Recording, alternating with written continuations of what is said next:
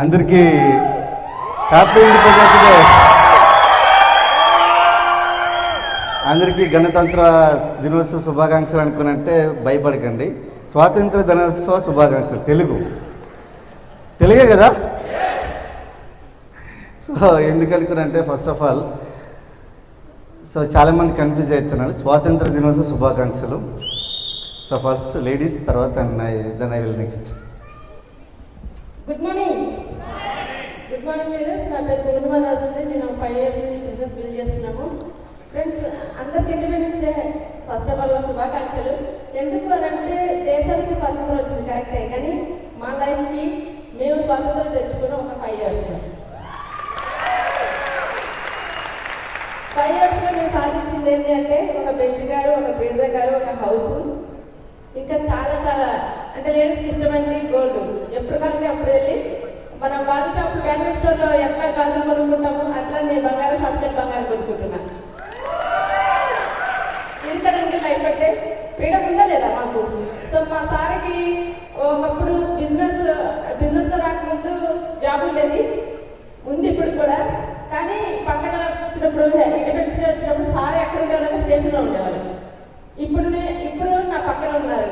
ఇది ఫ్రీడమ్ కాదు. సో మేమున్న నిదర్శనంగా మీరందరూ ప్లాన్ చేసుకుని 2 years కమిట్మెంట్ వర్క్ చేయండి. మీరు కూడా మా యొక్క ఫ్రీడమ్ ఫైనాన్స్ ఫ్రీడమ్గా అందరూ అవ్వాలి మనసుకొని కోరుకున్నాను. Thank you Eshwar. Yes. So friends, కొత్త వాళ్ళైతే నా పేరు పురుషోత్తం దాస్ అండి. నేను పోలీస్ డిపార్ట్మెంట్లో 2007 బ్యాచ్ నుంచి వర్క్ చేస్తున్నాను. అంటే ఒక పోలీస్ డిపార్ట్మెంట్ వ్యక్తికి ఇక్కడ ఏం పని ఉంటుంది అనుకున్నంటే, డిపార్ట్మెంట్లోకి వచ్చినాక ఏమనిపించిందంటే జాబు చాలా బాగుంది అనిపించింది. జాబ్లో జీతం వచ్చింది కానీ జీవితం అయితే రాలేదు. సో అప్పుడు అనిపించింది, అరే కొద్దిగా ఏదైనా ఎక్స్ట్రా చేద్దాం అని చెప్పి ఎక్స్ట్రాగా బాగా చదివాను. చదివితే గ్రూప్ 1 క్వాలిఫై అయ్యాను. క్వాలిఫై అయిన తర్వాత ఫిలిమ్స్ వెళ్ళే దగ్గర అనిపించింది, చిన్న జాబు చిన్న జీతం, పెద్ద జాబు పెద్ద జీతం. అరే IPS IAS అయినా కూడా మళ్ళీ ఇంకో ఎవరి దగ్గరికి వెళ్ళి మళ్ళీ చేతులు కట్టుకుని నిలబడాలంటే నాకు కష్టంగా అనిపించేది. సో అందుకని నేను అక్కడ విరమించుకొని బిజినెస్ స్టార్ట్ చేయడం జరిగింది. సో 2018 ఆగస్టు 3వ తారీఖు స్టార్ట్ చేసుకున్నాను. సో స్టార్ట్ చేసుకున్న తర్వాత ఫస్ట్ మంత్ ఇన్కమ్ వచ్చి 424 రూపాయలు ఇచ్చింది. మంచి ఇన్కమేనా?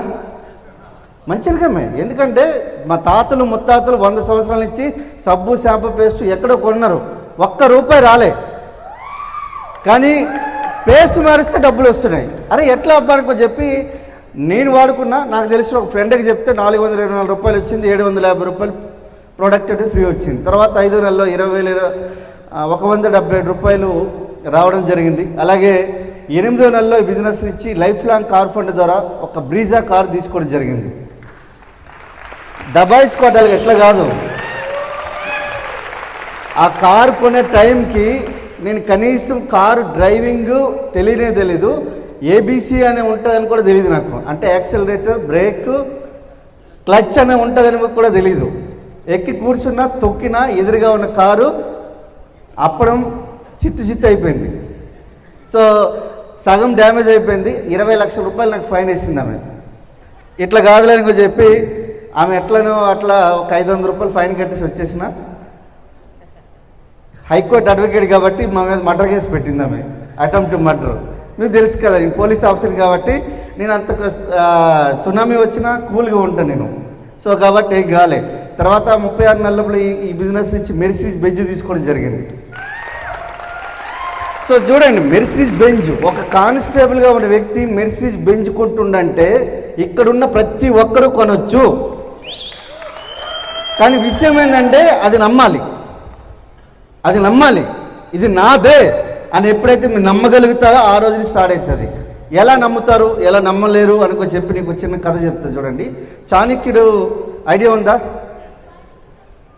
ఆయన దగ్గరికి ఒక వ్యక్తి పరిగెత్తుకుంటూ వచ్చాడు. పరిగెత్తుకుని వస్తే చాణక్య అనుకున్నంటే ఎందుకు వచ్చాడు అనుకుని అడిగితే అప్పుడు చెప్తున్నాను అనమాట, నీ ఫ్రెండ్ గురించి తెలుసా అనుకున్నంటే నాకు తెలీదు అంటే, నీ ఫ్రెండ్ గురించి నీకు విషయం చెప్పబోతున్నాను అనుకున్నంటే అప్పుడు చాణక్యుడు అంటాడు, నీకు ఆ విషయం ఏదైతే ఉందో అది నిజమేనా అంటాడు. లేదు ఎవరో చెప్పారు, విన్నాను, అది నిజం కాదు. రెండోసారి అడుగుతాడు, ఆ చెప్పడం వల్ల నీకేమైనా ఉపయోగం ఉందా లేదు లేదు నాకేం ఉపయోగం లేదు. మూడోది అడుగుతాడు, నువ్వు చెప్పడం వల్ల నాకేమైనా ఉపయోగం ఉందా? లేదు లేదు. మరి ఎందుకు నీకు? అర్థమైందా? ఎట్లాంటి వాళ్ళు ఈ భూమి మీద 95% పీపుల్ ఉన్నారో, 90% పీపుల్ ఉన్నారో వాళ్ళను దాటేస్తే ఈరోజు పురుషోత్తం లెక్క పూర్ణ లెక్క అయ్యి ఈరోజు బెంచ్ కాదు, బ్రిజా కాదు, హైదరాబాద్ నడిబొడ్డున 2.5 కోట్లు పెట్టి ఒక ఇంద్రభవనం లాంటి ఇల్లు కట్టించాను. 39 లక్షలు పెట్టి ఈరోజు ఓన్లీ ఫర్నిచర్ చేయించాను. ఇక 2025 నాటికల్లా ఒక ఫామ్ హౌస్ డిజైన్ చేస్తున్న 20 ఎకరాల మామిడి తోటలో 20 ఎకరాల మామిడి తోటలో ఫామ్ హౌస్ కడుతున్నానంటే నేనేమి ఒక రాజకీయ నాయకుడు కాదు, నేను సీఎం, పిఎం, ఎమ్మెల్యేని కాదు, ఓన్లీ వెస్టీలో డిస్ట్రిబ్యూటర్ని. నా గౌరవం నేను డిస్ట్రిబ్యూటర్ అంతే, నా గౌరవం నా డిస్ట్రిబ్యూటర్.